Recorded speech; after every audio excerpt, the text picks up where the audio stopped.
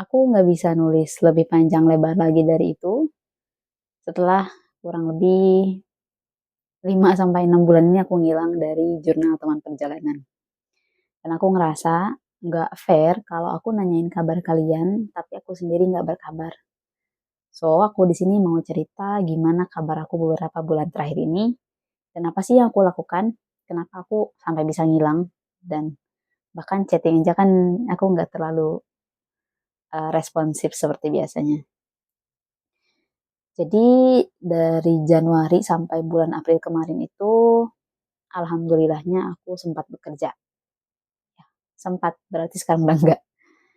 7 Januari aku diterima bekerja dan 8 Januari aku mulai kerja di sebuah yayasan yang memang berfokus pada bantuan pengobatan untuk anak-anak dan lansia.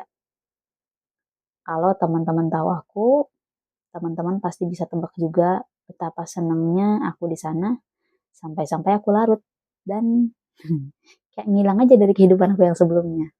Saking senangnya. Saking ngerasa enjoy ngelakuin semua yang di sana. Walaupun cukup menyita waktu ya. 24/7 aku aktif di sana. Uh, Mungkin aku nggak bisa, bukan nggak bisa, tapi belum bisa cerita detail gimana perjalanan sampai aku bisa bekerja di yayasan ini. Tapi yang jelas aku cuma mau cerita kalau aku happy di sana. Kurang lebih pekerjaan aku di sana itu jadi customer service. Iya itu sih yang paling utama. Jadi aku tiap hari ngebales-balesin chat pasien-pasien yang kami bantu lewat yayasan. Mereka butuh apa, umumnya aku yang handle. Mereka butuh obat, mereka butuh alat penunjang kesehatan seperti diapers, tisu, ataupun kursi roda, sepatu AVO, TLSO, bracket, semuanya biasanya aku yang handle. Karena memang sifat bantuan dari yayasan yang aku bekerja di sana tuh, kita nggak bantu dalam bentuk tunai, tapi kita bantu dalam bentuk barang. Kebutuhan yang mereka butuhkan biasanya kita belikan dan langsung kita kirimkan ke alamat si pasiennya. Nah, yang menjadi menarik adalah pada 17 November 2023, aku tuh sempat wawancara interview user dengan salah satu lembaga pelatihan corporate yang cukup aku kagumi. Dan aku tuh cukup seneng, cukup pede bahwa aku bakal keterima di sana sebagai trainer. Profesi yang aku idam-idamkan banget. Ya, aku sadar teman-teman tahu kalau aku nggak mau ngajar di sekolah, tapi beda lagi ceritanya kalau aku ngajar di corporate maupun ngajar di balai latihan kerja. Itu aku banget sebenarnya. Nah, di situ aku patah hati banget waktu ditolak dan ini sebenarnya bagus ya. Walaupun ditolak, aku tuh nggak dibiarin keluar begitu aja. Tapi aku ditempa, diceramahin lah ya, dinasehatin apa sih yang kurang dari aku. Terus dia bilang, suatu saat kalau kamu mau dan berminat untuk melamar di posisi ini lagi, pada saat kami buka, mungkin tahun depan atau tahun berikutnya, silahkan perbaiki itu dulu. Silahkan persiapkan diri kamu terlebih dahulu. Nah, tapi kan itu nggak menghilangkan betapa patah hatinya aku ditolak mentah-mentah. Dan sebetulnya yang paling bikin sakit adalah kesadaran bahwa oh ternyata aku tuh nggak sehebat itu ya. Aku tuh nggak selayak itu. Pulang ke rumah, aku lebih soleh lah ya. Ya, sebagaimana hamba yang lagi patah hati oleh urusan dunia, ya tempat pulang aku ya dia gitu, yang maha kuasa. Itu aku bilang, Tuhan, kalau memang niat kerja aku salah, aku minta maaf gitu. Dan aku tumpah banget tuh bilang cerita ke Tuhan betapa aku sedih, aku harus pindah dari Sukabumi. Aku sedih, aku harus pindah dari tempat di mana aku memiliki banyak teman di sana yang sehari-hari aku merasa selalu terkoneksi dengan mereka. bukan terkoneksi secara profesional tapi juga personal gitu.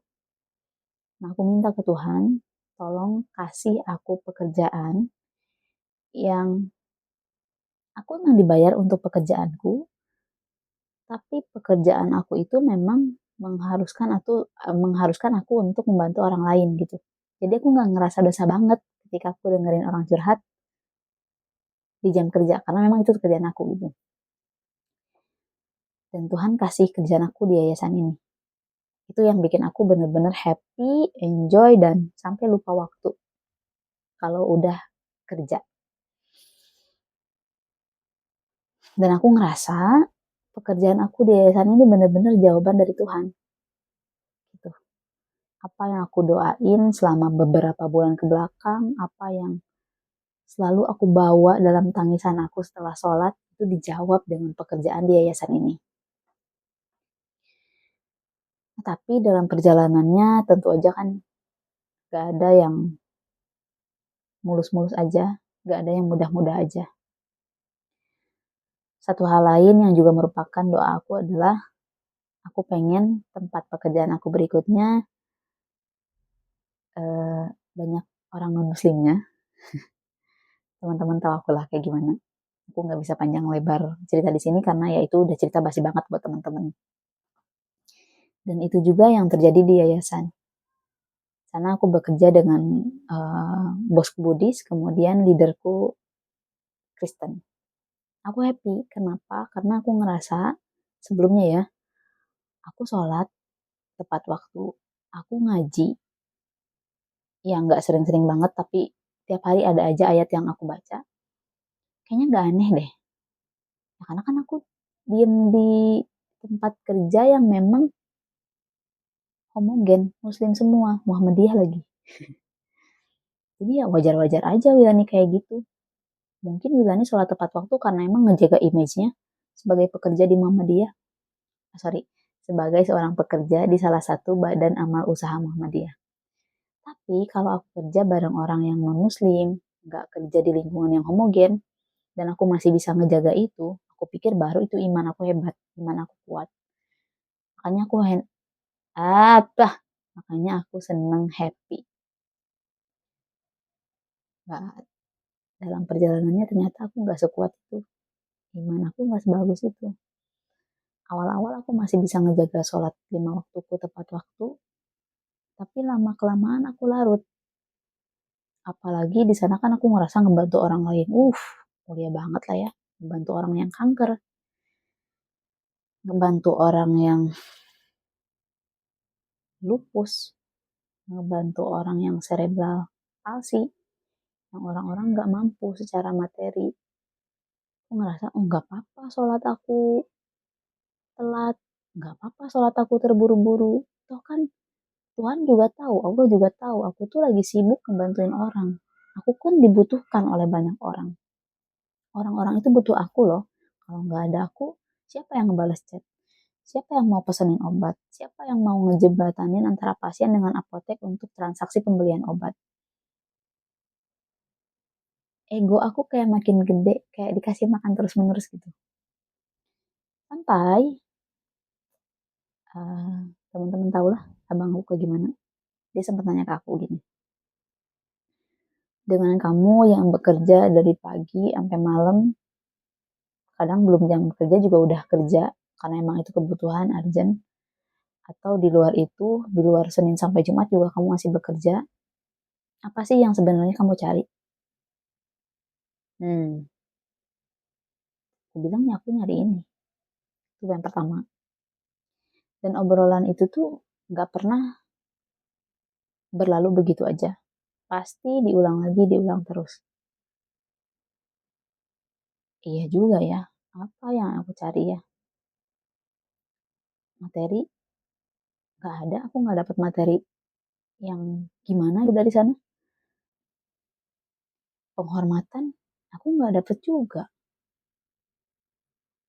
Kayak mau gimana pun pentingnya peran yang aku jalani, ya aku cuma tetap staf administrasi biasa.